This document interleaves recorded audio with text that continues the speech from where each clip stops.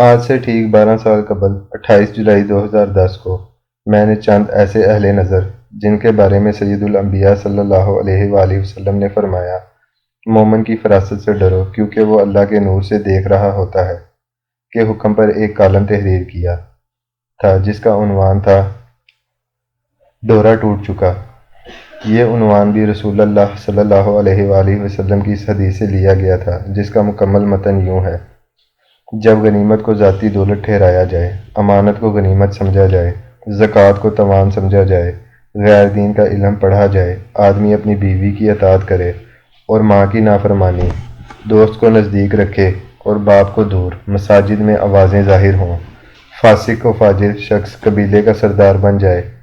قوم کا سربراہ ذلیل و کمینہ شخص ہو، آدمی کے شر سے ڈرتے ہوئے اس کی عزت کی جائے، گانے بجانے والیاں اور باجے ظاہر ہوں، شراب پی جائے، اس دور کے لوگ پچھلے والوں پر لعنت کریں تو اس وقت انتظار کرو،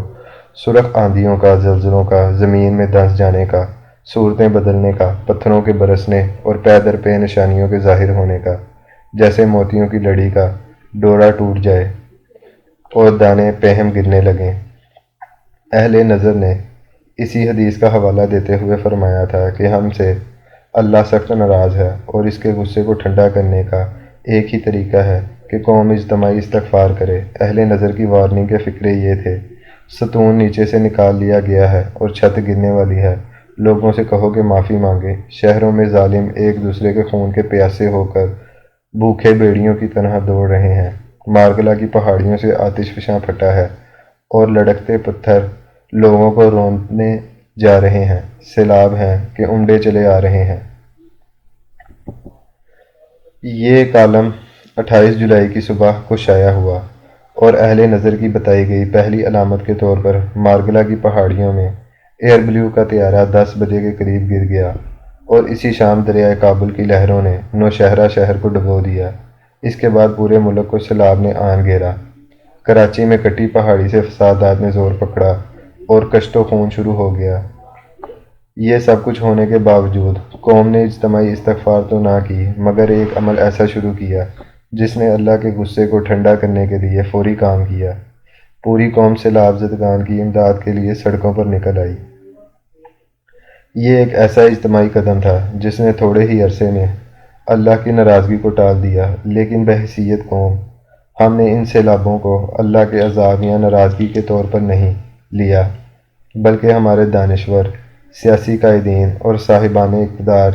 سیلاب کی تباہ کاری کو عمومی نااہلی، وسائل کی کمی اور عوام کی بے حسی سے ہی تعبیر کرتے رہے۔ جب بھی کبھی ایسی آفت آتی ہے تو یہ سوال ضرور اٹھایا جاتا ہے کہ اللہ کا عذاب صرف غریبوں کی بستیاں ہی کیوں اجاڑتا ہے،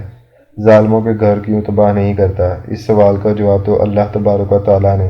گزشتہ 2 سالوں میں کرونا کی وبا کے نزول کے وقت انتہائی تشفی بخش طور پر دے دیا تھا۔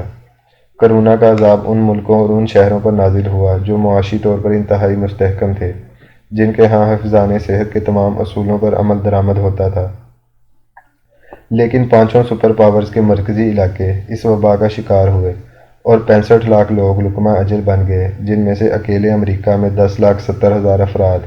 موت کی آغوش میں گئے، جبکہ افریقہ کے بے سر و سامان اور غریب ممالک کی جانب کرونا نے رخ بھی نہیں کیا۔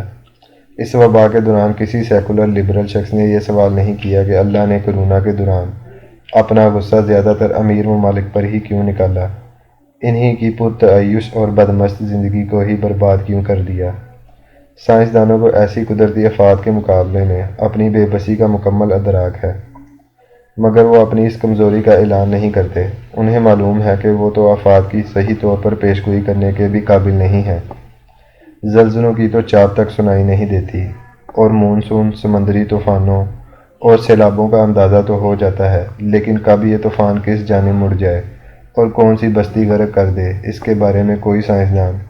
کچھ نہیں بتا سکتا۔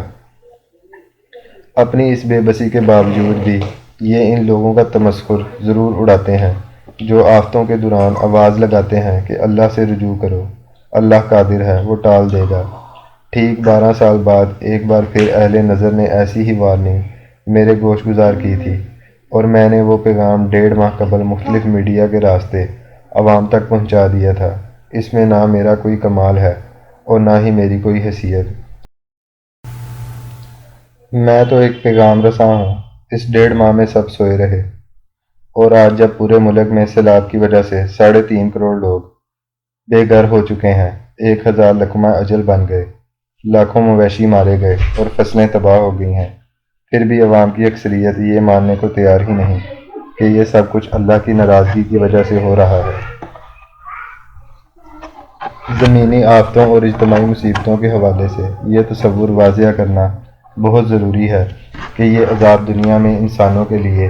جزا و سزا کے طور پر نازل نہیں ہوتا، بلکہ یہ ہمیں جھنجھوڑنے کے لیے نازل کیا جاتا ہے تاکہ ہم سنبھل جائیں اور آخرت کے عذاب سے بچنے کی فکر کریں۔ اللہ تعالیٰ فرماتے ہیں، اور ہم انہیں لازماً مزہ چکھائیں گے، چھوٹے عذاب کا بڑے عذاب سے قبل، شاید یہ رجوع کر لیں۔ یعنی دنیا کا عذاب اس لیے دیا جاتا ہے تاکہ عبرت پکڑی جائے۔ ایسا عذاب افراد کے اعمال کی سزا کے طور پر نہیں آتا، بلکہ بحیثیت قوم انہیں اللہ کے غیظ و غضب کا ایک نمونہ دکھانا مقصود ہوتا ہے۔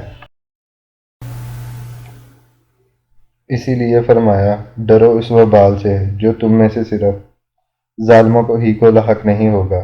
اللہ کا یہ عذاب انفرادی اعمال کی سزا کے طور پر ہرگز نہیں ہوتا، بلکہ ایسا فیصلہ اجتماعی خرابی کی وجہ سے کیا جاتا ہے۔ عذاب کے دوران اگر کوئی نیک شخص مرے گا تو وہ اپنا اجر پائے گا، اور جو بد اعمال مارا جائے گا تو وہ بھی اپنی سزا پائے گا۔ اجتماعی عذاب کے دوران اگر کوئی واقعی اس سے محفوظ رہ گیا تو ایسے شخص کا ایک اور امتحان شروع ہو جاتا ہے۔ اگر تو اس سے بچ نکلنے پر اللہ کا شکر ادا کیا، اس کی طرف رجوع کیا، تو اس کے لیے یہ عذاب آزمائش میں بدل گیا،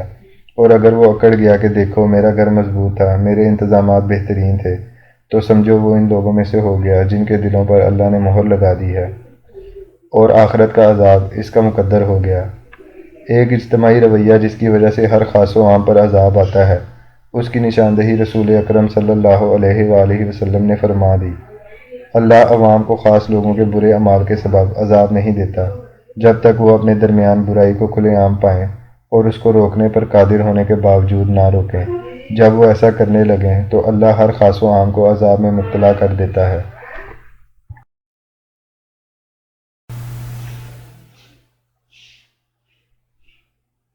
اہل نظر کہتے ہیں کہ پاکستانی قوم میں ایک عیب اب بہت عام ہو گیا ہے کہ یہ قوم اس قدر بے حس ہو چکی ہے کہ برائی کو بالکل نہیں روکتی، بلکہ الٹا برائی کو پسند کرتی ہے اور برائی کرنے والے کی مدد کرتی ہے، ایسے لوگوں کی ہر جگہ حمایت کرتی ہے اور ایسے افراد کی نافرمانیوں کا دفاع کرتی ہے۔ ایسی قوم کو اللہ جھنجھوڑنے کے لیے یہ عذاب نازل کر رہا ہے، ورنہ وہ ان سب کو نیست و نابود بھی کر سکتا تھا۔